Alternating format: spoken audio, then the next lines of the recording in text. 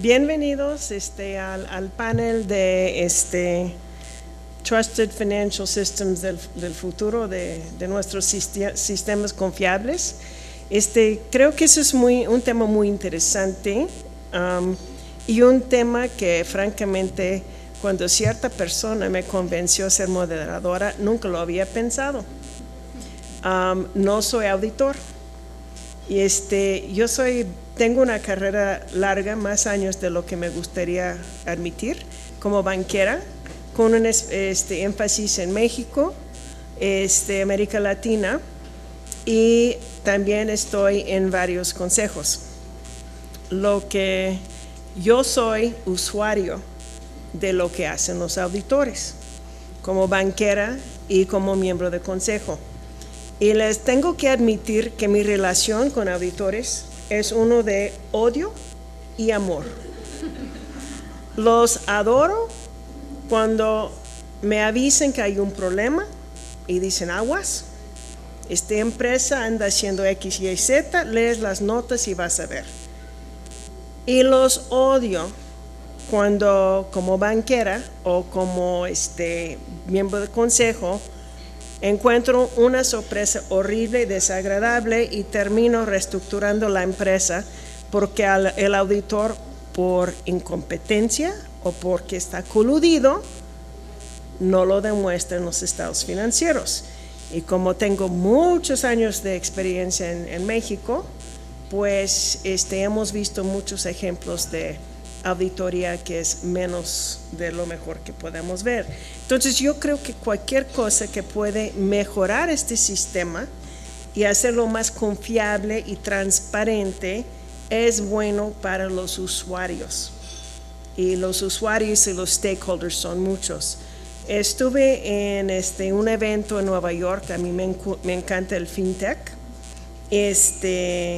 Me quedó muy claro que estamos en un mundo que está cambiando cada día más rápido, con unos impactos tecnológicos que ni podemos comprender dónde nos van a llegar. Estaba viendo un TED Talk, a mí me encanta TED Talks, es lo que hago para distraerme. Y fui a un evento en Nueva York de Singularity University de FinTech. Y Don Tapscott es uno de los gurús de tecnología y el impacto en el sistema financiero, ¿no? Y tiene toda una charla del impacto de la democratización de los sistemas financieros usando tecnología de blockchain. Y dije, pues, ¿qué tiene que ver blockchain con nosotros? Pues tiene que ver todo. ¿Y qué es blockchain? Es algo que nos va a dar confianza en nuestros contrapartes y en las transacciones del futuro. Y nos va a impactar contadores, banqueros y todo el sistema en una manera impactante. Creo que este panel de gente muy distinguida, con su enfoque en educación, en data analytics, y en aplicación de tecnología auditoría, ¿mejor? Ok. Nos va a dar un marco para empezar a entender el impacto que esto puede tener. Yo nunca había pensado en detalle de cómo llegan los auditores a sus conclusiones. Pues yo leo el estado financiero o me hacen un reporte en comité, pues ahí está, ¿no? Pero ya después de tener una discusión con mis distinguidos panelistas veo que el diablo está en los detalles y que Data Analytics nos va a ayudar muchísimo con este diablo. Entonces agradezco mucho la oportunidad de aprender de mis panelistas. Tenemos 3 personas muy distinguidas. Silvia es muy reconocida como un líder en la profesión, la directora del Departamento de Contabilidad, Linkage and Research, whatever that means, en el ITAM. ha publicado muchos libros y está en el comité del AAA, AUD and Mass Sections. Ustedes van a entender esto. Yo no entiendo todos estos alfabetismos que hay, ¿no? Entonces eso ha sido un tema en este panel. Dije, a ver, tradúzcame, ¿no? Es la presidente del capítulo mexicano de IMA, es Institutional Management Association. Tiene 30 años como profesora, es una contadora pública y es un líder en cómo puede avanzar la profesión, la educación de los contadores de México. Muy importante. Tenemos Alessandro Peirano, que es un audit partner de KPMG,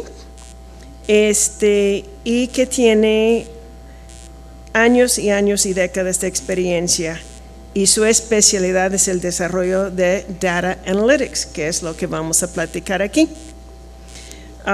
Entonces, va a ser muy interesante cómo él aplica este nuevo concepto a la auditoría en el campo, allá con los clientes. Y Bob Dorr es el Global Leader Quality and Risk de RSM International Limited. Si ustedes le hacen un Google, hay un muy buen video de qué son Data Analytics, y francamente yo empecé con este video para entender. Es un miembro del International Auditing and Assistance Standards Board, que es IAASB. Es el chair del IAASB Data Analytics Working Group, co-chair of the Audits Task Force, and is a member of the Quality Control Task Force. También es miembro del United States Institute of CPAs and is chairman of the AICPA Assurance Services Executive.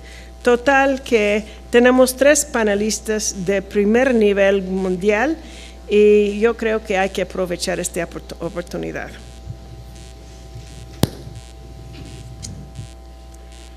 Okay, well, thank you, Karen, and I'm going to spend some time with you today speaking about data analytics in particular, but before I go any further, of course, I should thank our hosts for inviting me to be with you. It's a great opportunity, and Karen mentioned the breakfast meeting we had this morning with the panelists, and it really was an interesting meeting. I think we all learned from speaking with one another. I just want to spend a couple of minutes with you today to overview some of the work that's gone on in the area of use of technology in the future, particularly as it relates to audit services or assurance services, and specifically with respect to some of the work that's been done particularly around data analytics. So I'll give you a brief overview of some of the work that's taken place thus far with our data analytics working group from the IAASB perspective, share with you some highlights or some overview of some of the feedback and interaction that we've had over the last couple of years with that topic. And then we'll have a discussion among the panel and questions, and certainly encourage all of you to ask anything that you'd like. So in the way of a project from now this is the professional standards or auditing standards perspective. And back in 2015, the IAASB leadership undertook a strategy consultation for the profession to reach out to all of our stakeholders and ask them essentially over the next 3 to 5 years, what is it in the audit profession that the International Audit and Assurance Standards Board should be working on. It was interesting because there were several topics that were included in the actual consultation that we wanted feedback on. But it was quite amazing that data analytics or use of technology was not one of the items listed in that consultation. It was a write-in vote. And there were enough people that came back writing in data analytics as something that we should explore further, that it warranted the establishment of a working group and a project that's been ongoing since that time. So beginning in late 2015, our working group reached out and did a lot of speaking with and meeting with a lot of different stakeholders that we deal with in a professional standards setting. So we spoke with regulators, we spoke with large firms and mid-tier firms, and we met with the IFAC has a small and medium practices committee, so we met with that committee. We talked to preparers, we talked to analysts, and we really just wanted to get views about this topic of data analytics. And some of the initial feedback we received was the need for a definition, because we all had a little bit different idea probably about what we were talking about with respect to data analytics.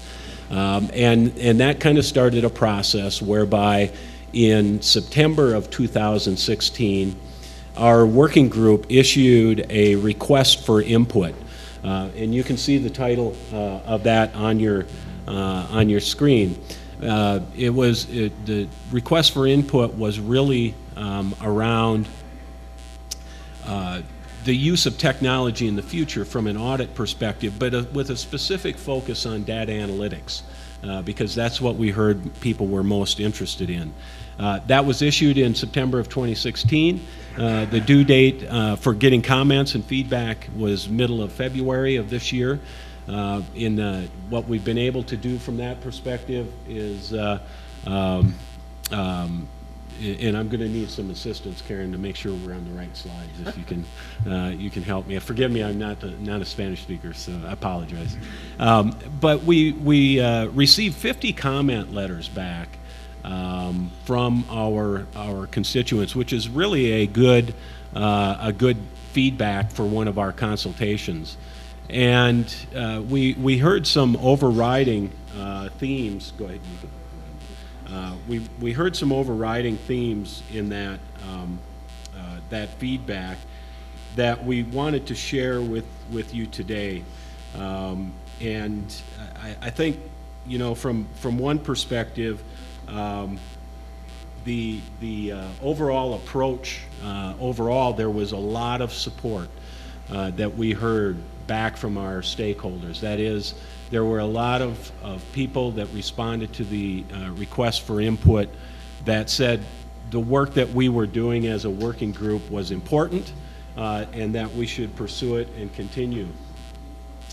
There was strong and consistent recognition that data analytics has the capability to enhance or improve audit effectiveness. Now, I want to pause there for just 1 second, because you'll remember that our feedback was essentially around talking to a lot of different stakeholders, and as such, we had a lot of regulatory input.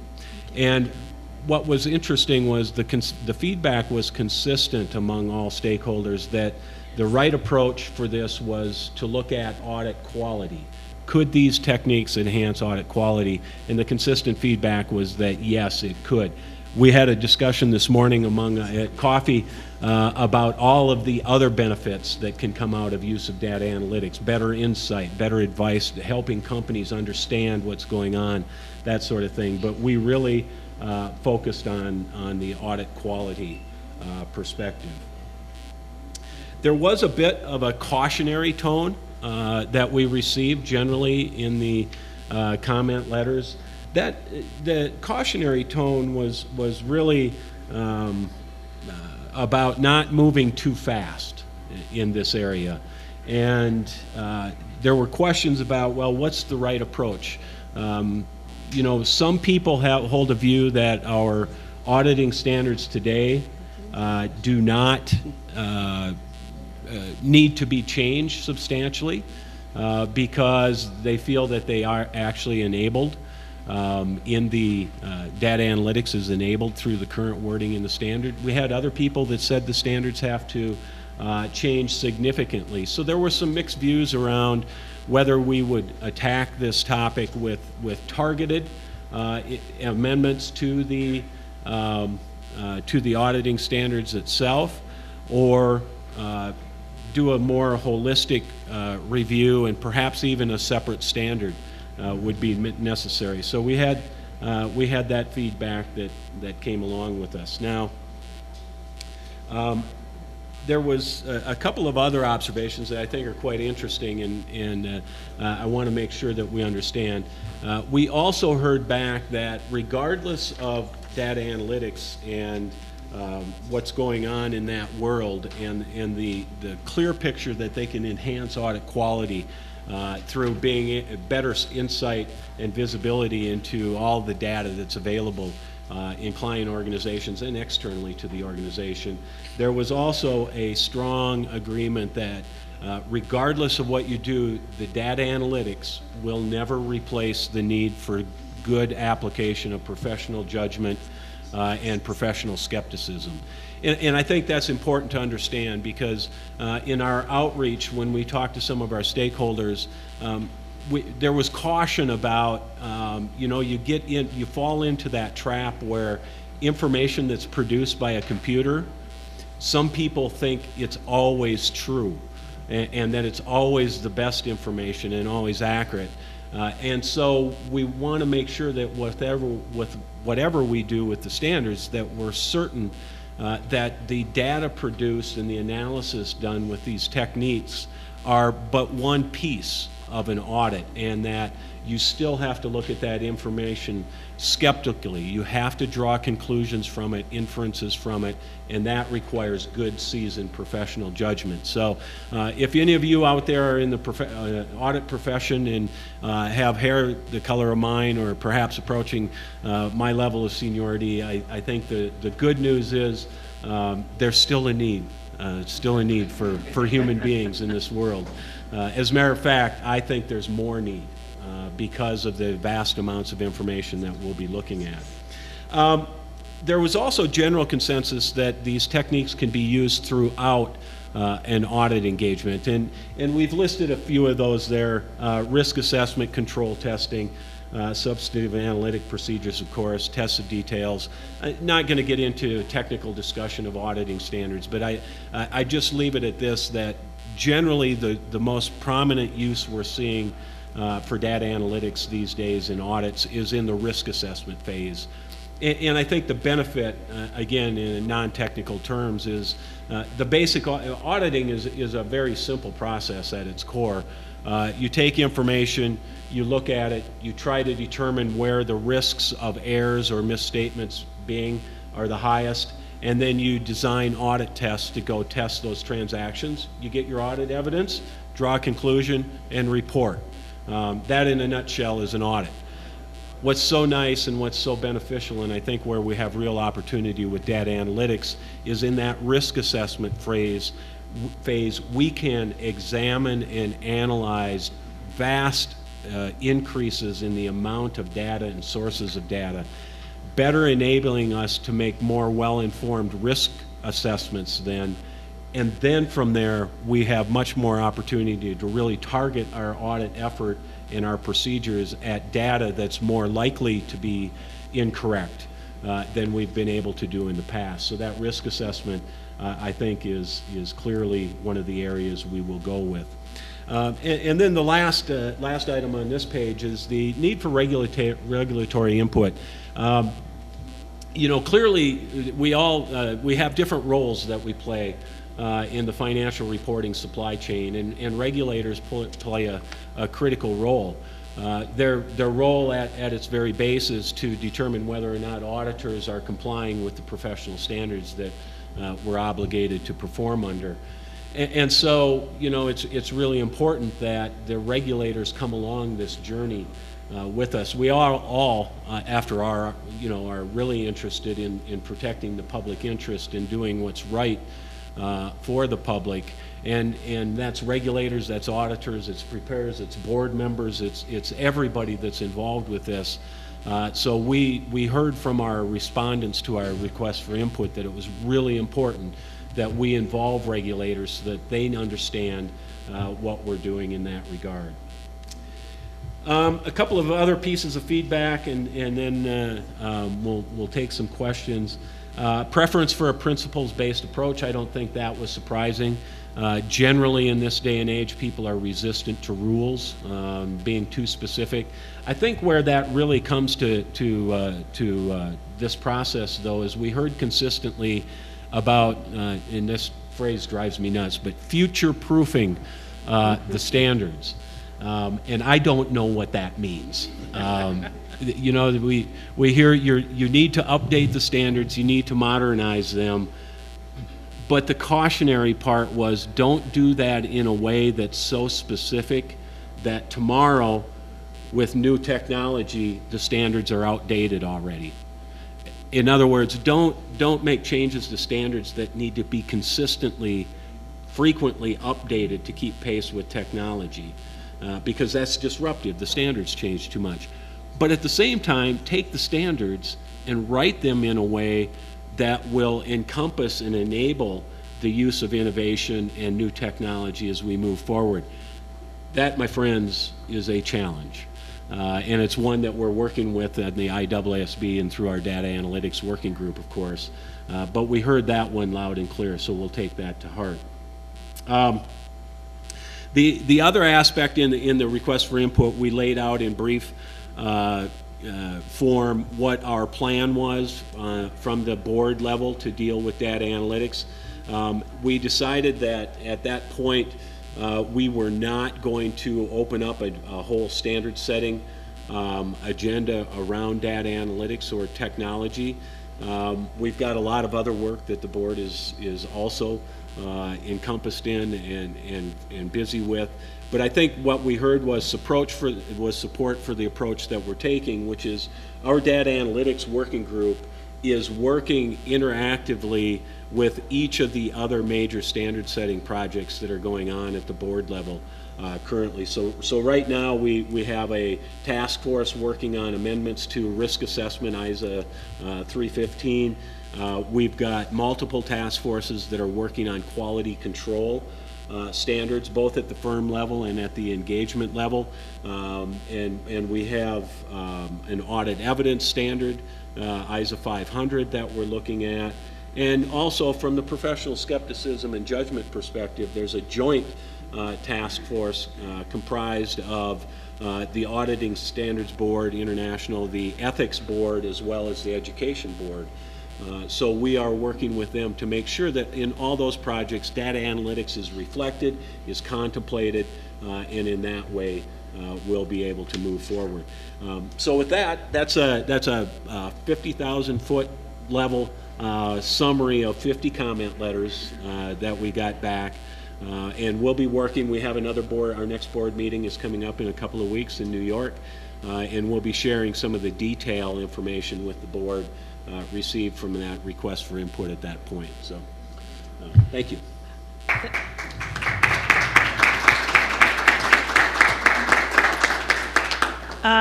We have what we thought we might do is take a question after each speaker. So does anybody have a question for Bob?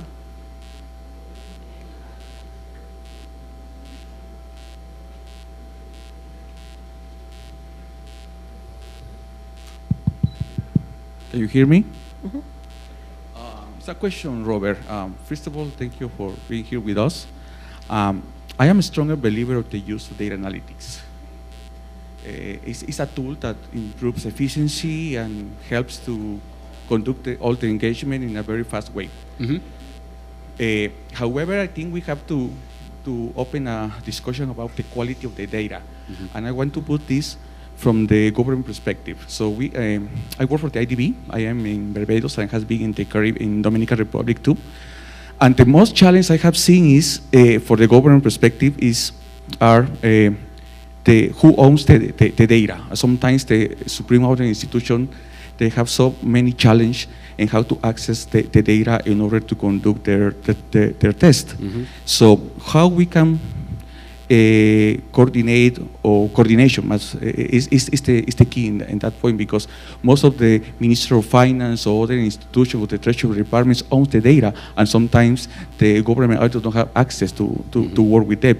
So even though they are moving to use that tool, it's still in a very early stage. What do you think about that? Yeah, thank you. That's a good question. Actually, one that we received and actually addressed in our request for input. There are certainly challenges that exist in data acquisition, data completeness, data reliability, data storage. All those elements are very, very important. I think a couple of things are underway. With regard to data acquisition, there are some of the institutes around the world, as well as ISO, so a global standard, is working toward working with the large ERP vendors and vendors of the accounting systems and things like that to get to some structured data standards. And obviously, if we can get some, they're not, a large ERP vendor is not likely going to change their data structure. But we're working with them to enable more export into common structured data standards, formats, so that the ease of acquiring that data, regardless of the source or where it's coming from, will be facilitated. So that's some work going on in that arena. We continue to work with, of course, there are, one of the issues that we run into with data protection in some of the data privacy laws, and those vary greatly depending on jurisdiction around the world. So we're working through those areas. There's some questions about, well, once we acquire the data and we use it, now whose data is that? Do we have to retain it? Do we have to store it? Is it audit evidence? All those sorts of things. I need to be perfectly frank with you. Those are challenges that we're continuing to explore, and we do not have the answers to at this point. But that's where I think it is really important that we're bringing in the regulators, private companies, preparers, boards, legal profession, and certainly the academics are helping in this area also. Thank you, Bob. And next up is, no, we're going to go to the next speaker, and then if at the end we have time, then we'll take more questions. Silvia, ahí está. ¿Quieres que te manejo esto? O? ¿Sí? Okay. Buenos días. Me da muchísimo gusto estar aquí, es un honor realmente el formar parte de este panel con personalidades como empezando por Karen, aunque no lo dijo en un principio, ¿verdad? Con Robert y con Alessandro. Cuando a mí me pidieron la intervención en este panel desde el punto de vista de habilidades futuras en la parte de educación, bueno, pues empezamos toda esta discusión a través de Celeste, gracias por coordinarnos en varias llamadas de lo que realmente esperamos en un futuro de la profesión y específicamente en este caso la orientación a este sistema financiero confiable del futuro. Ayer mencionaban que por qué es importante un sistema financiero confiable y la premisa o la hipótesis, viéndome muy académica, ya que para eso me invitaron, ¿verdad? Es que solamente se puede tener un mercado sólido y desarrollar ese mercado y como premisa para un crecimiento económico si se cuenta con un sistema financiero sólido. Incluso alguna persona hizo una pregunta de que pues hay otros países que aún no tienen sistemas financieros sólidos y están creciendo. Y la respuesta del expositor fue sí, pero no es un desarrollo, un crecimiento sostenible. O sea, puede ser un crecimiento con picos, ¿verdad? Sube, pero después viene una crisis y vuelve a bajar. Entonces, realmente no es un crecimiento sostenido con pilares fundamentales y un pilar fundamental es el sistema financiero. Y yo como contadora me siento muy orgullosa de que hayan puesto como el centro para el desarrollo del sistema financiero a la información justamente que emitimos los contadores, ¿no? Porque en general en Latinoamérica cuando se habla del contador ¿verdad? Nos ven a un nivel muy de técnico, cargo y abono, bueno, pues al final es una información, pero cuando pensamos que esa información es la base para el desarrollo de un sistema financiero y desarrollo de un mercado de capitales, pues podemos ver realmente la magnitud de lo que implica nuestra función o nuestro trabajo. Entonces es realmente la generación de esta información y como ayer decían, que todo el mundo a nivel global crea en el valor que tiene esta información. Y solamente se va a creer en el valor de la información si esta información es veraz, como decían, es transparente y cumple con todos los requisitos pues, que se han venido exponiendo desde el día de ayer en este pues, importante evento de Crecer. Ahora, ¿qué tiene que ver o qué dentro de todo esto, cómo veo yo el impacto en la educación contable?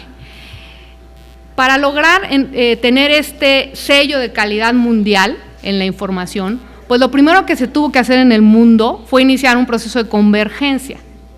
¿Para qué? Para este lenguaje común. En el caso de México, el proceso de convergencia inició en 2004, es decir, pues llevamos un buen tiempo entendiendo estas normas internacionales, decidiendo en el caso de México qué sí utilizamos en la norma mexicana y qué tenemos que dejar como cuestiones específicas para resolver problemas locales. Y bueno, y luego vimos la intervención de la IOSCO diciendo, bueno, México, qué bueno que llevas tanto tiempo tratándote de parecer a la norma mundial, pero necesitamos realmente que al menos las empresas públicas que cotizan en bolsa manejen el IFRS en full adoption. Y fue otro proceso en el que entramos en el 2012. Y la lengua internacional, como decían, pues tenía que ser sustentada en principios. ¿Por qué en principios? Porque pues era muy difícil tener reglas que fueran aplicables en todo el mundo, ¿no? Íbamos a empezar con excepciones o a decir, pues esto no se puede hacer aquí porque en mi país sucede tal cosa. Entonces tuvimos que ir a principios, desde luego tuvimos que ir a la regla de valor de mercado o de fair value para hacer relevante la información, que es lo que se señala en la lámina anterior, porque la queja hacia la información contable es que sí era confiable, pero no era relevante. No podíamos seguir usando valores históricos o seguir siendo tan tradicionalistas en ese sentido, había que movernos a cifras más relevantes y para ello, entonces, lo que es el ejercicio del juicio profesional o el escepticismo empieza a tomar un papel muy importante, porque cuando te dicen la regla es esta y lo haces así, bueno, pues no hay mucha cabida, ¿verdad?, para el juicio, pero cuando te dicen este es el principio y entiéndelo y aplícalo en tu mercado, en tu contexto, entonces cambia totalmente las habilidades que necesitamos tener. Y desde entonces se hizo un plan integral de convergencia a nivel mundial y en lo personal he colaborado con la Comisión Internacional de Educación y ahí la primera pregunta es, ¿y cuando llegamos a convergencia en materia de educación, qué significa converger en educación? Porque cuando decimos converger en el lenguaje contable, converger en las normas de auditoría, pues es bastante objetivo, pero cuando decimos converger en educación, ¿qué significa? Y era muy difícil converger en lo que llamamos los inputs. A ver, todos van a tener exactamente la misma educación, su mismo modelo. Era muy difícil porque, por ejemplo, una persona que participaba de Francia decía, a nosotros solamente obtenemos la licencia de auditor cuando llegamos a ser socios de una firma. Mientras que pues en Latinoamérica podríamos decir, no, pues yo necesito entrar a estudiar contabilidad en una universidad, cuando termino me dan mi título, me dan mi cédula y después de cierto ejercicio profesional, formar parte de un colegio, puedo auditar, ¿no? Tengo este requisito. Entonces, muy diferentes requisitos a lo largo de todo el mundo hicieron que nos fuéramos hacia converger en outputs, o sea, en resultados. Entonces, ¿cuál es la convergencia a nivel internacional? Pues tener el desarrollo de ciertos conocimientos, habilidades, actitudes que nos lleven a tener las mismas competencias de clase mundial, con una calidad mínima garantizada. ¿Qué quiere decir? Que el contador o el que se ostente como contador en cualquier parte del mundo debe de tener estas características, lo cual, bueno, pues no es nada fácil. Las competencias profesionales entonces ya están definidas en estos estándares internacionales de educación, que muchas veces yo en varios foros pregunto si alguien los conoce, y creo que todavía hay una gran falta de desconocimiento al respecto.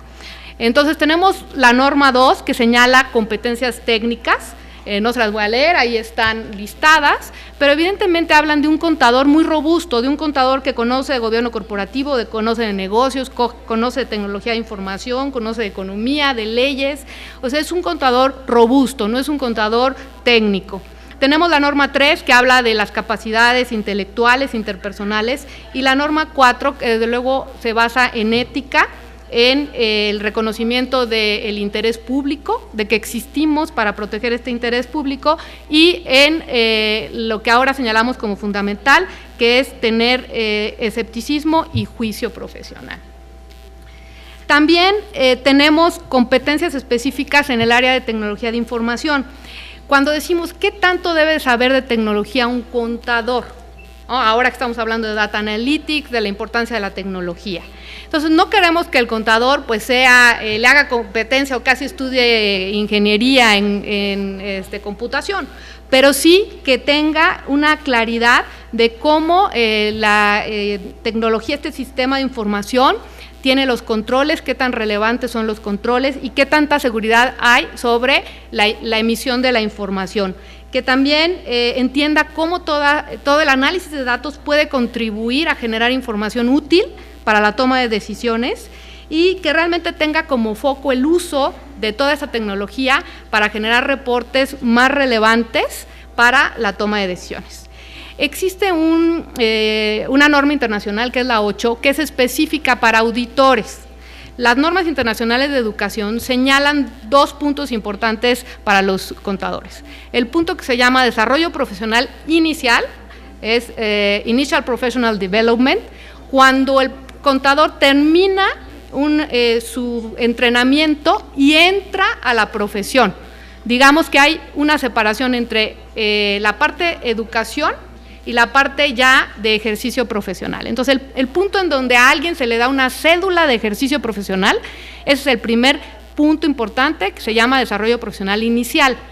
Posteriormente, el contador puede dedicarse a muchas áreas, una de ellas es la auditoría, que se reconoce a nivel internacional como una especialidad.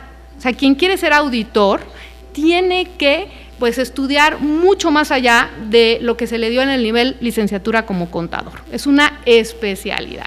Y esa especialidad tiene la norma 8. La norma 8 habla de competencias específicas para los auditores y desde luego lo que acaba de señalar Robert. ¿Qué debe de conocer un auditor? Pues cómo usar esta tecnología para evaluar el medio ambiente e identificar estos controles que son relevantes para determinar el alcance de su trabajo, que va a ser su opinión.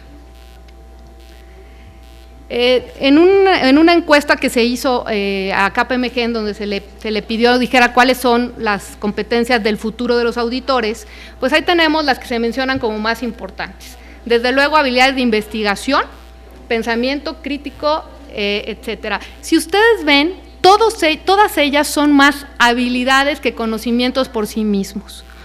Necesitamos habilidades de largo plazo, ahorita les voy a comentar. Y entonces la pregunta es, ¿cómo se desarrolla el pensamiento crítico? Si ahora tenemos que ir hacia modelos de desarrollo de pensamiento crítico, ¿cómo hacemos eso? Y también un profesor investigador de Estados Unidos, Peter Wilson, ha trabajado mucho en cómo se desarrolla. Y él dice, hay 2 dimensiones, la dimensión de los negocios y la dimensión contable, o sea, competencias de negocios y competencias contables. Si yo estoy, por ejemplo, en un curso básico de contabilidad, pues, ¿qué enseño? Enseño transacciones básicas del mundo de los negocios y enseño técnica contable básica para registrar y reportar esas transacciones. Pero si yo quiero moverme hacia un pensamiento crítico, ¿qué tengo que ir haciendo? Entrelazando estas 2 dimensiones, de la dimensión de negocios con la dimensión contable, e ir subiendo el nivel de complejidad de las transacciones, por ejemplo, hasta llegar a industrias específicas como puede ser el sector financiero. ¿no? Porque, bueno, pues no podemos empezar, ¿no? A ver las transacciones más complicadas. Entonces hay que ir elevando este pensamiento crítico, introduciendo modelos de negocios más complicados, transacciones más complicadas, con, desde luego, la aplicación de las normas en estos postulados o principios generales. Y después, ¿cómo se aplica el juicio profesional? Pues básicamente hablamos de marcos mentales, un marco mental en donde tenemos que aprender a definir problemas, recolectar la información apropiada, analizar esa información, evaluar el juicio y documentarla. ¿Por qué? Porque si ahora, por ejemplo, llega un auditor y le preguntan, oye, la empresa seleccionó la alternativa que era mejor para evaluar los instrumentos financieros o para evaluar algún rubro, pues ¿qué tiene que hacer el auditor? Tendría que documentar las posibilidades que tuvo la empresa y decir efectivamente la empresa seleccionó la mejor alternativa. Entonces, los mecanismos con los que debemos trabajar hoy son mucho más complejos o basados en marcos mentales que lo que eran anteriormente. Y distinguir, esto es muy importante, entre la teoría y las aplicaciones. O sea, es decir, que nuestros programas tienen que ser mucho más conceptuales en el sentido de enseñar teorías, desde teorías económicas, teorías de cómo evaluar, teorías de cómo representar, y que sean comunes a todas las especialidades. Es decir, que si queremos enseñar lo más específico de todas las especialidades, no habría programa que nos alcanzara.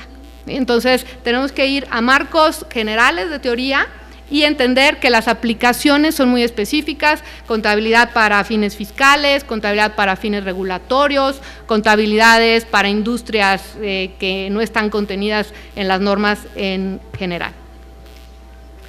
Y aquí es donde llegamos a la dificultad de que estas habilidades se van desarrollando a través del tiempo y no se logran conectar si no es a través de la experiencia práctica y del tiempo. Es como el conocimiento se va entrelazando con esas, digamos, experiencias de otros. En otros países se usa mucho el mentoring. Nosotros creo que cuando nos dicen quién es tu mentor, nos quedamos así como, ¿de qué estamos hablando?, ¿no? Porque no conocemos estas figuras, pero en otros países es muy común tener el mentor, que es el que me va realmente a enseñar qué hacer, cómo hacer y cómo ir creciendo para desarrollar esas habilidades. Entonces, en el sector financiero, pues nuevamente es un sector especializado donde si alguien quiere ir allá, pues tiene que encontrar este mecanismo para desarrollarse con la experiencia. Y bueno, pues que el aprendizaje entonces es un aprendizaje de toda la vida, es un requisito para el éxito en el siglo XXI. Y ¿cómo vamos a tener este modelo exitoso de educación? Bueno, pues tener la educación según el país en donde nos encontremos. En nuestro caso es una educación que se llama University Base, o sea, está depositada en las universidades, pero no nos podemos quedar con el título que extiende cada universidad. Tenemos que tener experiencia y tenemos que ser evaluados de acuerdo a la especialidad en la que queremos practicar. Entonces, ¿qué veremos en el futuro? Pues cada vez más certificaciones específicas para las actividades que nos estemos dedicando. Y aquí ya no solamente somos los contadores, también vamos a competir con cualquier otro profesional que por la experiencia desarrolle las habilidades que se solicitan en la certificación. Entonces también esto es importante, saber que vamos a tener una gama de profesionales buscando trabajar en las mismas actividades que nosotros, digo, salvo el caso de auditoría, y bueno, y quizá en el futuro y tampoco sea así, muchas firmas están contratando otros profesionales porque ya se requiere una mezcla de conocimientos. Y pues el contador tendrá que buscar su nicho y sus habilidades para poder competir con esos profesionales. ¿Qué se busca entonces en el perfil del contador? Que tenga este pensamiento estratégico, que sepa manejar la complejidad y el riesgo y que trabaje en equipo con otros, porque no puede ser experto en todo. O sea, tiene que tener un equipo de trabajo, tiene que centrarse en desarrollar ese juicio profesional y aplicar las metodologías a situaciones concretas, contextuales. O sea, siempre va a ser diferente. Los alumnos se quejan mucho porque prefieren siempre la misma solución, ¿no? Pero cuando uno le dice no, es que va a depender del contexto. Eso les enoja mucho, ¿no? Porque, ¿cómo? ¿Que no siempre es igual? No, no siempre es igual. Esto es contextual. Claro que eso es mucho más difícil. O se requiere mucho más entrenamiento y mucho más interrelación de otras áreas para poder hacer estas aplicaciones. Y desde luego pensar en que no nada más estamos hablando ya de reportes cualitativos, sino también de reportes cuantitativos, de reportes de creación de valor, de los que también estuvieron hablando ayer, que el que se vislumbra con más posibilidades de uso en el futuro es el reporte integrado, es entender precisamente como todo es contextual, qué es lo que se tiene que entender, el entorno, el modelo del negocio, quién lo gobierna, sus procesos, cómo se crea valor, ¿no? Entonces es una cantidad de información que necesitamos para realmente decir, ok, tengo principios, tengo un mercado, tengo un problema, ¿cómo lo voy a aplicar en este contexto particular? Y que es lo que se han puesto de acuerdo todos los organismos mundiales, como los que están organizando este foro, el Banco Interamericano, ¿no? El Banco Mundial, el IFAC, pues que debemos de llegar a estas estandarizaciones mínimas en todo el mundo, en donde un profesional competente, confiable, debe de aplicar las normas de educación inicial, las normas de educación profesional continuo, el código de ética y los estándares de auditoría internacionales. Muchas gracias. Gracias, Silvia. Tenemos tiempo para una pregunta. We have time for one question. Hola. Hace un par de semanas estuvimos con la gente de Singularity University y ellos nos mostraban unos videos de uso de datos, por ejemplo, en tecnología para vehículos que previenen accidentes en el momento, ¿no? Entonces, me planteaba ahora, hablaban de integridad de la información, de relevancia, pero creo que hay un punto que hoy en día la nueva clave mundial, como tú mencionabas, Karen, el tema de oportunidad de la información en nuestra profesión. O sea, lo que uno visualiza es que la información se maneja de manera histórica, se publica meses después, y sobre todo si estamos hablando de estados que tienen que consolidar información, podemos tener información consolidada de ejecución del gasto público 6, 9 meses después con suerte. Entonces, ¿cómo visualizan ese balance entre integridad, confiabilidad y oportunidad? Bueno, pues tienes toda la razón, ¿no? De hecho, la visión de creación de valor es exactamente que tú puedas tomar toda la información, tanto como dices, en términos reales. De hecho, todas nuestras legislaciones en México, por ejemplo, hablan inclusive de que el gobierno debería estar generando información en tiempo real. Que cuando todos se preguntaron, ¿y qué es tiempo real? ¿No? Realmente, es cuando dices, si ya está en la ley tiempo real, ¿qué quiere decir? Que ahorita puedo estar viendo toda la información. Yo creo que existe la tecnología para hacerlo, pero también, como bien dices, hay muchas otras cosas que hay que cuidar para la integridad, lo que mencionaban hace un rato, del balance entre la transparencia, ¿no? Y la privacidad de información. O sea, hay muchas cuestiones que creo que sí tiene que haber un balance, pero definitivamente creo que todos estamos de acuerdo en que tenemos nuestra posibilidad de agregar valores proyectando hacia el futuro, entendiendo patrones de información, ¿no? En el medio con Data Analytics y tratando de generar valor en la medida de lo posible a los tomadores de decisiones, ¿no?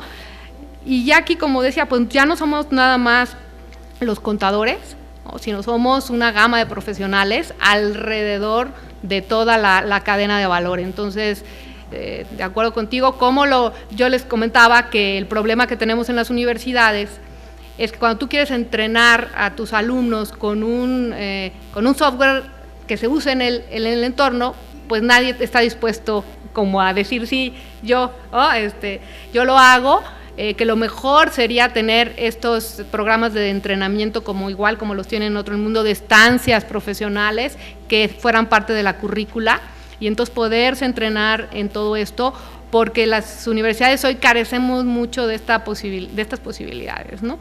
Hacemos lo mejor, pero carecemos de eso. Gracias, Silvia. Our next speaker, Alex, you're on. Muy bien. Pues también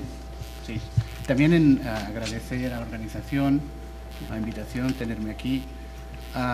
Igual se sorprenden por este acento un poco español, castellano.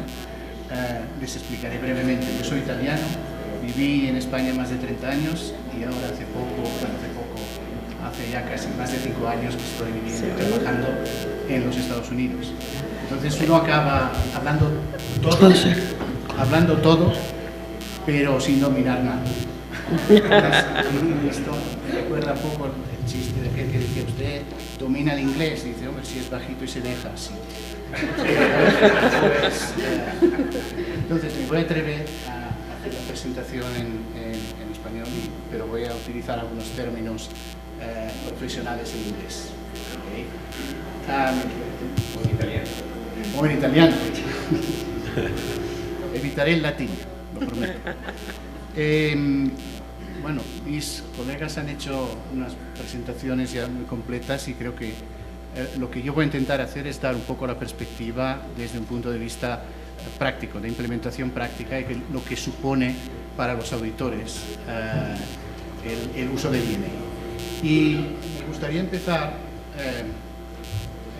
por recalcar algunos aspectos generales, pero que creo que son fundamentales. Hemos hablado ya, y Robert ha hablado también de juicio profesional, también se ha referido a juicio profesional. Entonces, desde luego, DNA, Data and Analytics, no es en absoluto un sustituto del juicio profesional. Y yo diría que lo consideramos es aquí va el término en inglés, es un audit enabler DNA, es decir, que te permite aplicar un mejor juicio profesional. Pero en absoluto va a ser un tema de aprieto el botón y ya me sale el informe. Necesitamos, siguiendo aplicar el juicio profesional, escepticismo.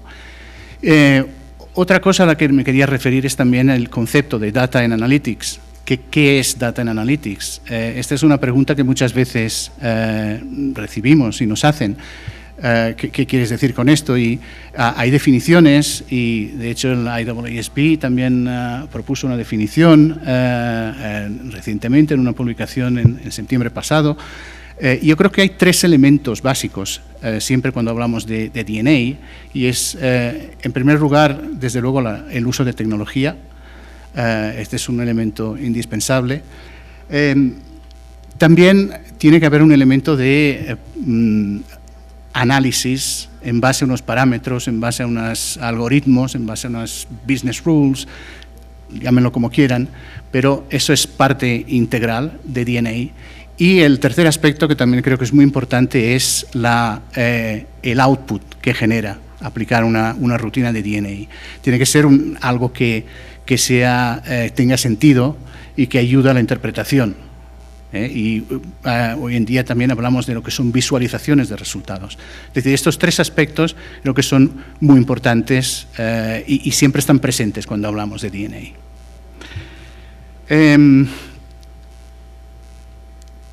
¿Cómo está evolucionando el ejercicio de la auditoría? Y tenemos que decir que, en principio, hasta ahora, y déjenme decir hasta ahora porque nunca digas nunca, no se sabe cómo puede volver la tecnología, pero hasta ahora lo que son los principios básicos de auditoría y el enfoque tradicional, conceptualmente sigue siendo el mismo. Seguimos teniendo esos 5 elementos que están en la slide.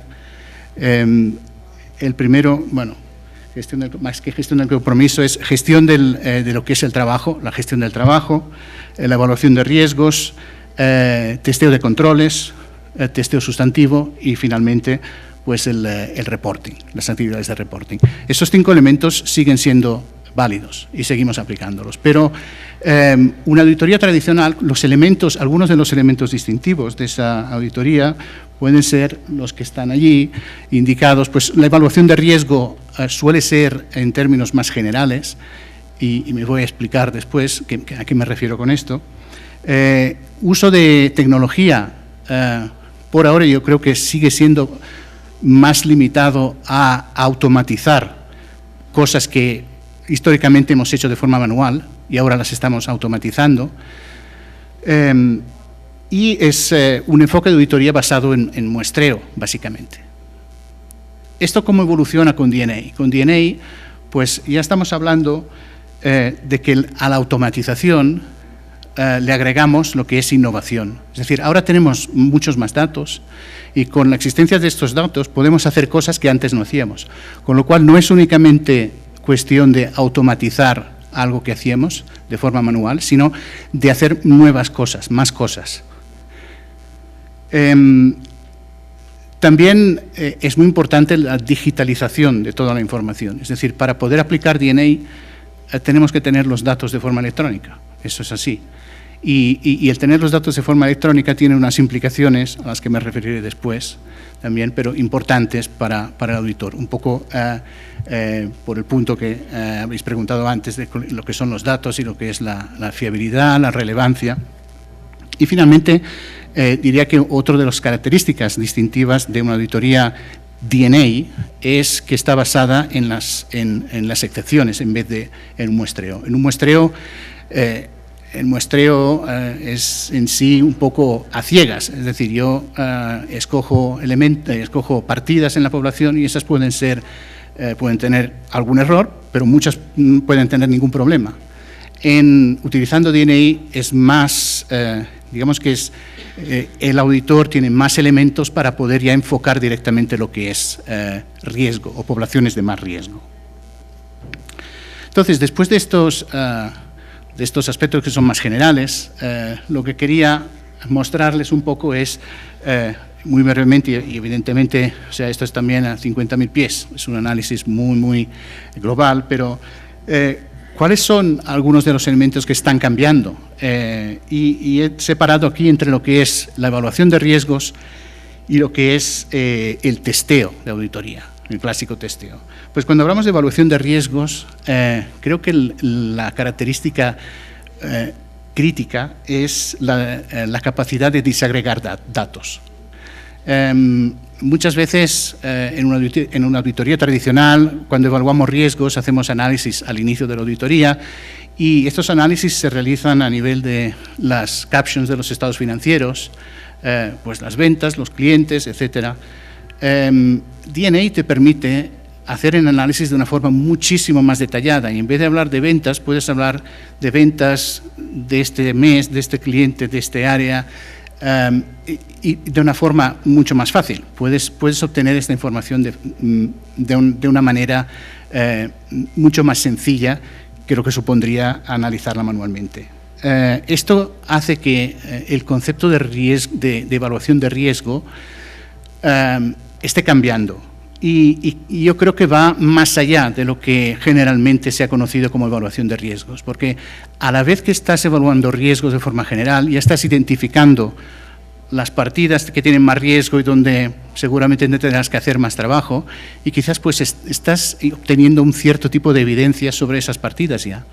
Y estás viendo que para las partidas que no han seguido esos parámetros, pues igual es un concepto que estamos manejando en estos tiempos, es de-risk populations, o sea, quitar riesgo de partidas en los estados financieros.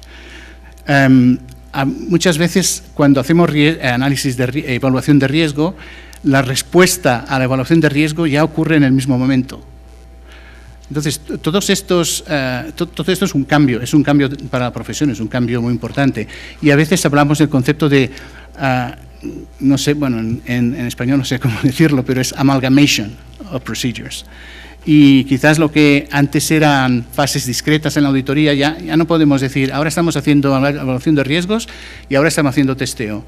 El mismo procedimiento ya está haciendo ambas cosas. En cuanto a impactos en el testeo, en lo que es testeo de auditoría, creo que ya me he referido a ello antes, y es el hecho de que en las auditorías utilizamos mucho más, de forma mucho más masiva, lo que es información electrónica. Tradicionalmente hemos ido a lo que hemos llamado documentos fuente, origen. Por ejemplo, pues si estamos analizando ventas y hacemos un muestreo de ventas, pues vamos a localizar lo que es la factura, lo que es el albarán de salida del almacén con una firma del transportista o un pedido de cliente. Todos estos son documentos originales. Pero claro, para aplicar técnicas de DNA necesitamos que esos documentos estén digitalizados. Entonces, ya es distinto. Tenemos que utilizar mucho más información electrónica, que a veces no es una representación de esa información que era la fuente. Y claro, esto enlaza con la problemática de decir, bueno, y los datos que yo utilizo, la información electrónica, ¿es una representación real, fidedigna, de lo que es el documento original o no? Y esto es algo muy importante y tenemos que hacer procedimientos para poder confiar en esa información. El análisis hablamos mucho de que con DNA podemos hacer análisis de 100% de una población. Es decir, cogemos todos los datos de la población y procesamos esta información a través de una rutina.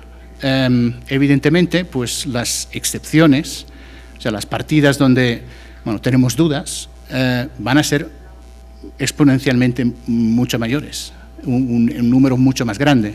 Si hacemos muestreos, y muestreos pueden variar, no sé, 50 partidas, 100 partidas, 150 partidas, aquí estamos hablando de analizar poblaciones que pueden ser 100.000 transacciones, 200.000, 1 millón de transacciones, y evidentemente, aunque sea pues un 1% de las transacciones que tiene problemas, pues ese 1% se traduce en una cantidad de excepciones muy grande. Entonces, esto también cambia un poco las reglas del juego y dices, bueno, ¿qué tengo que hacer? Tengo que analizarlas todas. ¿Cuál es el enfoque aquí? ¿Cuál es el enfoque? Y es un elemento muy diferencial entre un procedimiento manual y un procedimiento de DNA.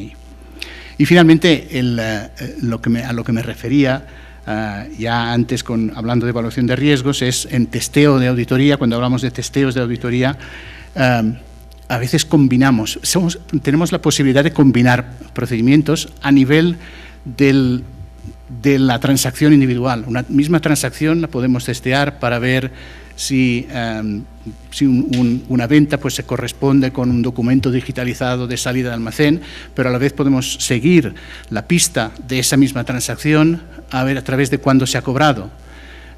Y todo esto es mucho más sencillo de hacer, mucho más fácil de realizar. Y entonces realmente a veces se habla de evidencia acumulativa, de auditoría.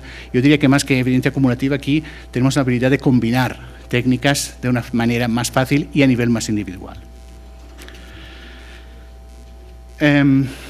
Y finalmente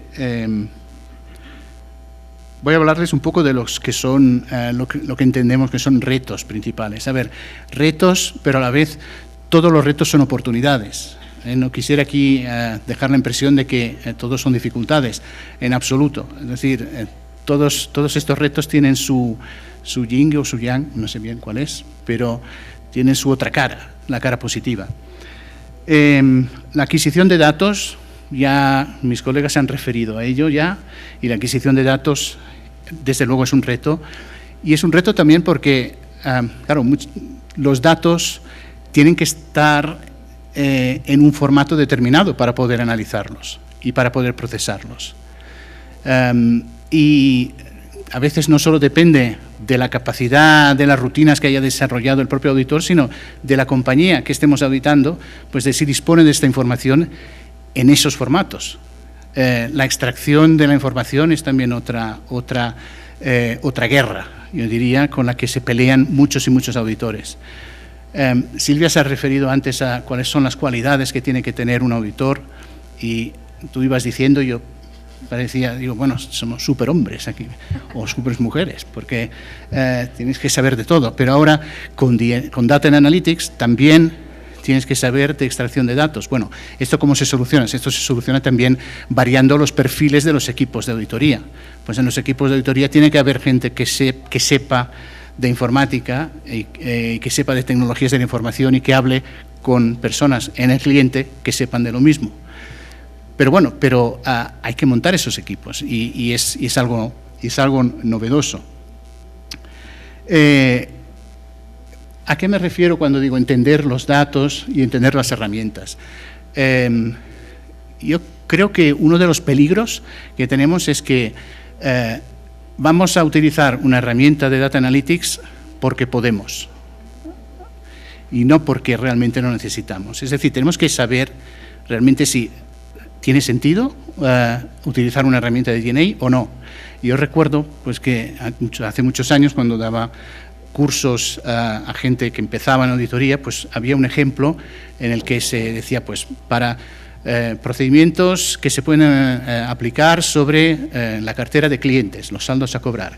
Entonces, el ejercicio, había el caso práctico y mostraba pues 10 saldos de clientes y se decía, pues, ¿qué harías si tienes que enviar cartas de confirmación? Y normalmente la respuesta era, pues, vamos a aplicar un muestreo y vamos a seleccionar los saldos, pues, estadísticamente y luego vamos a analizarlos y los resultados los vamos a extrapolar. Entonces, la respuesta real del caso era, a ver, si hay 10 y con 9 cubres el 99% del saldo, ¿para qué haces muestreo? ¿Vale? Esto es un poco lo mismo, es decir, no solo porque tenemos la capacidad hay que aplicar DNA, hay que aplicar DNA cuando sea realmente relevante. Y además es necesario entender qué hace, qué es lo que me está dando, qué evidencia me está dando la rutina. Esto es fundamental. En todas las rutinas que estamos desarrollando y poniendo a disposición de los equipos, es muy importante la guía y explicar para qué la usas, cuál es tu business case aquí. Bueno, a esto ya me he referido en cuanto a la naturaleza e impacto de la evaluación de riesgos, por lo tanto no me voy a extender más, pero el reto aquí es entender bien hasta qué punto puedo sacar provecho de este análisis tan detallado que puedo hacer hoy en día. Y aquí Robert se había referido también a que somos cautos, y yo creo que aquí es el área donde somos cautos. Por ahora, básicamente, la mayoría de rutinas de Data Analytics que utilizamos, estamos diciendo que sirven para evaluación de riesgos, pero nos cuesta llegar a decir que, bueno, es el único procedimiento que tengo que hacer para obtener toda la evidencia que necesito. No, este es un terreno donde podemos avanzar más y tendremos que avanzar más. El testeo de controles es otra área que a mí me encanta. ¿Cuál es el rol? O sea, nosotros históricamente hemos testeado controles y luego hemos hecho procedimientos sustantivos. Entonces, si ahora en una determinada área tenemos la posibilidad de analizar el 100% de las partidas utilizando una herramienta de DNA, ¿tiene sentido tener que mirar controles? Y no estoy hablando de un entorno de Integrated Audit o ICO4, no, en una auditoría financiera normal. ¿Tiene sentido o no? Pues según qué área, si mi riesgo aquí es el de existencia y el de exactitud de las partidas en la población, pues si las he mirado todas, ¿por qué tengo que mirar controles? Y con esto no quiero decir que ya no haya que mirar controles, porque hay otras áreas donde sí habrá que mirar controles, como ejemplo la integridad de la población. La integridad es asegurarse de que todo lo que ha pasado está recogido en los estados financieros. Pues esto, para este tipo de análisis sí que los controles, yo creo, siguen siendo relevantes, pero para otros igual no. La problemática de las excepciones, que a veces nos encontramos pues, con 1.000, 2.000, 3.000 excepciones, y realmente pues, es un reto analizarlas como es debido, de forma apropiada, porque supone una inversión tremenda. Y me gustaría referirme al último punto de documentación y retención. Los criterios de conceptos básicos de auditoría sobre documentación es que yo no estoy obligado a retener toda la documentación o todo lo que he mirado durante la auditoría. Por ejemplo, si selecciono partidas específicas, lo que tengo que documentar es cuáles son los criterios, pero no necesito documentar exactamente todas y cada una, y las que no he cogido, las que sí. Pero claro, utilizando las rutinas de DNA, la posibilidad de clicar sobre algo y ir a un detalle más granular y luego volver a clicar y ahora voy a filtrarlo de esta otra manera, ahora lo voy a seleccionar por estos criterios. Todo esto es muy fácil y con un clic ya lo puedo hacer muchas veces. Entonces, ¿hasta qué punto tengo que documentar todo este proceso? ¿Es relevante? ¿No es relevante?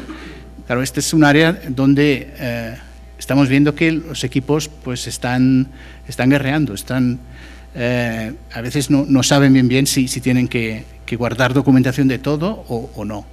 Y por norma suelen ser más cautos, y entonces pues solemos documentar casi en exceso, digamos, cosas que, bueno, no con el mismo estándar de lo que sería un procedimiento tradicional. Y en cuanto a retención de documentación, este es otro también problema práctico, desde un punto de vista práctico. La cantidad de datos que podemos importar de los clientes es muy grande, Por ejemplo, podemos importar todos los asientos de diario, y hay compañías donde los asientos de diarios en todo el año hay decenas de millones de asientos de diarios.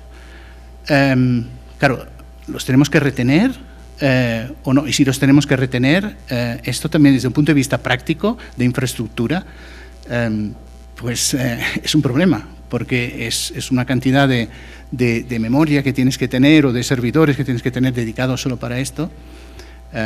Increíble. Y claro, digamos que muchas de las técnicas de DNA avanzadas pues se basan en el uso de servidores centrales, etcétera, pero claro, esto no siempre es posible de utilizar, con lo cual se convierte en un reto en lo que es la implementación práctica. Yo termino aquí, porque me podría alargar mucho más. Pues muchas gracias. Okay.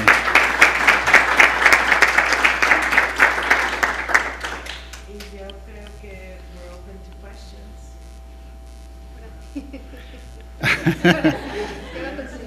Gracias, Karen. Gracias, Karen. Tengo que iniciar diciendo que soy vicepresidente de un banco central en América Latina y he sido parte de la superintendencia de bancos y entidades financieras también de mi país. Estamos tratando el sistema financiero confiable en el futuro. He oído hablar de las normas internacionales de contabilidad y auditoría, pero no he oído hablar de la normativa de Basilea y las normas de prudencia financiera y análisis de riesgo. Entonces, la pregunta está en que si estamos suponiendo que la desregulación acabó con la historia de la confiabilidad en el sector financiero, o si es solo una alternativa. Si fuera esa la opción, tendríamos que debatir los resultados de la desregulación versus los resultados de la regulación. Pero no podemos pasar por alto un esfuerzo tan prolongado, tan consistente y tan persistente como los esfuerzos de normas de prudencia financiera del Comité de Basilea. Entonces, yo quisiera escuchar la opinión de los panelistas en relación a la necesidad o no de la utilización de las normas de prudencia del Comité de Basilea, porque, entre otras cosas, de otro modo queda la auditoría y la contabilidad como dos variables totalmente autónomas en el sistema. Pero ahí la pregunta es entonces, ¿quién audita al auditor y quién audita al contador? Entonces, me van a disculpar, pero me parece que tengo que rendir cuentas en mi país sobre lo que escucho y sobre lo que digo.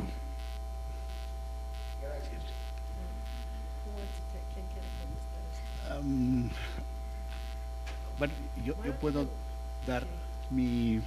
Sí, no, puedo empezar yo y luego cedo. A ver, yo creo que no estamos en absoluto diciendo que las normas de prudencia contable no son relevantes, en absoluto.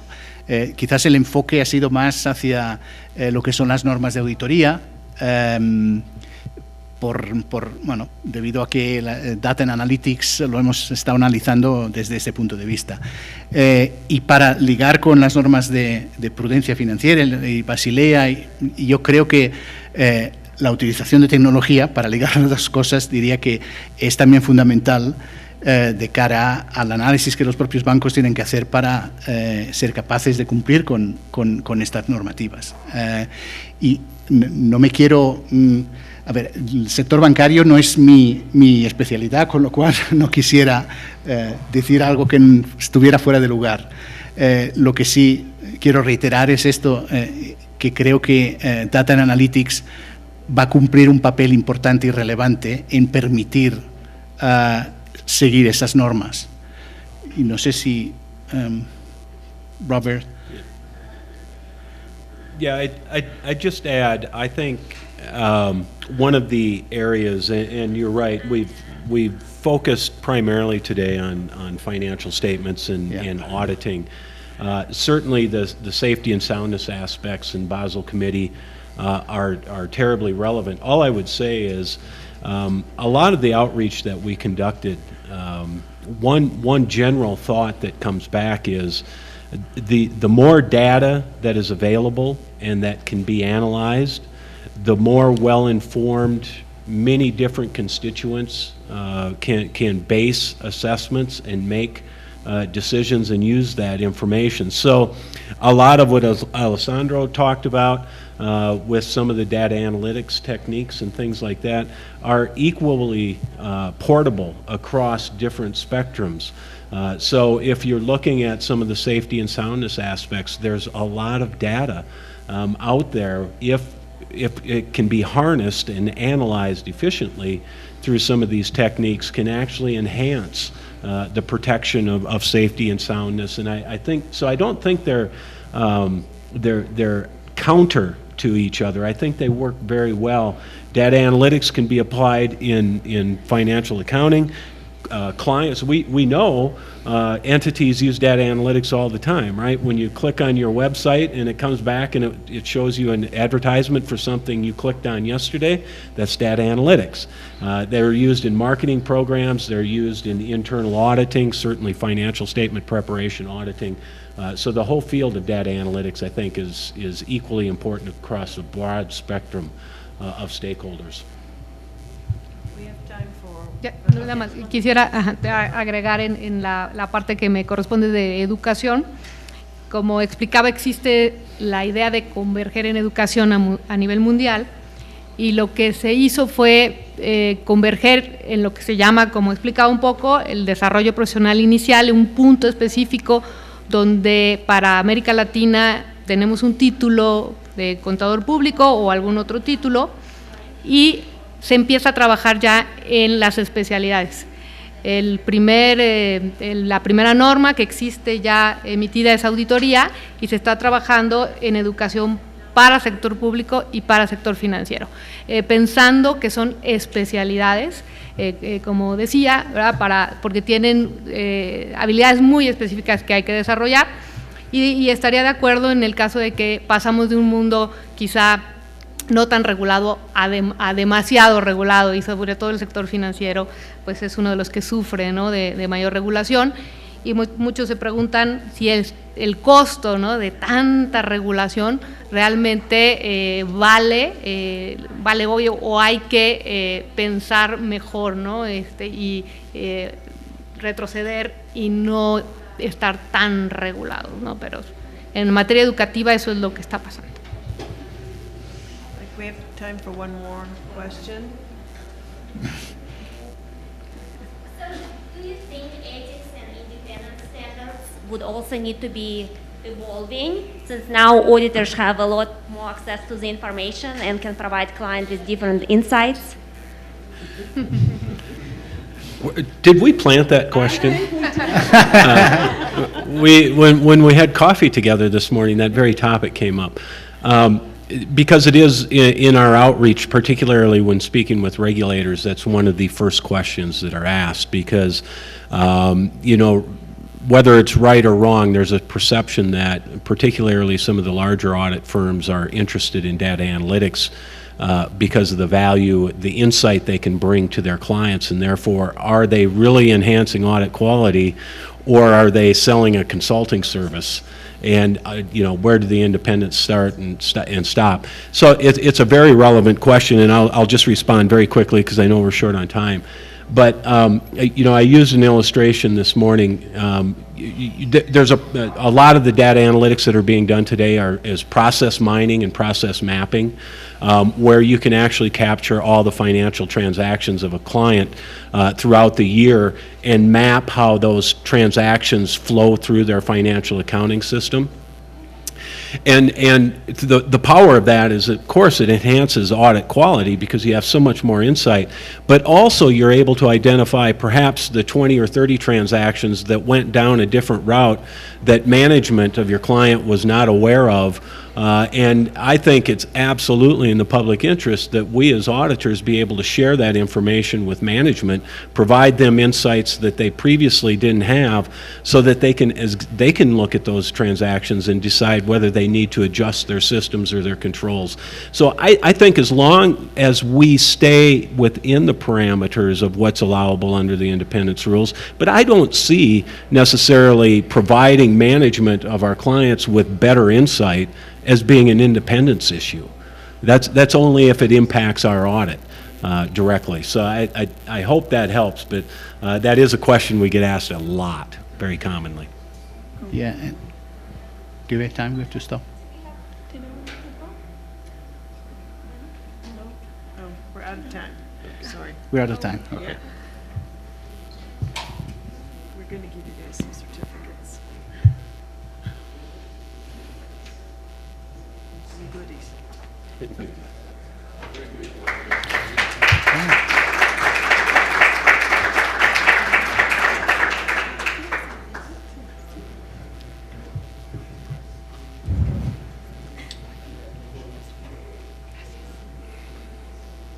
I want to thank everybody, and especially the panel, the great panel.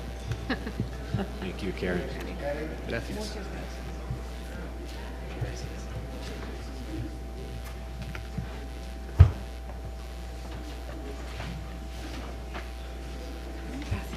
Gracias.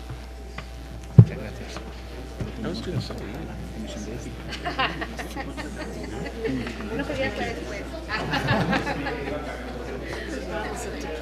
Pero no tocamos temas regulatorios específicos del sistema financiero cuando el panel.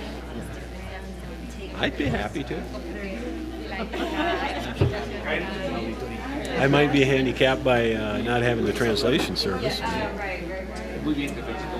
But if so, yeah, I'd be happy to. Mi sugerencia sería, si quieres, yo creo que las cosas que les pongan todos y les pongan. Sí, sí.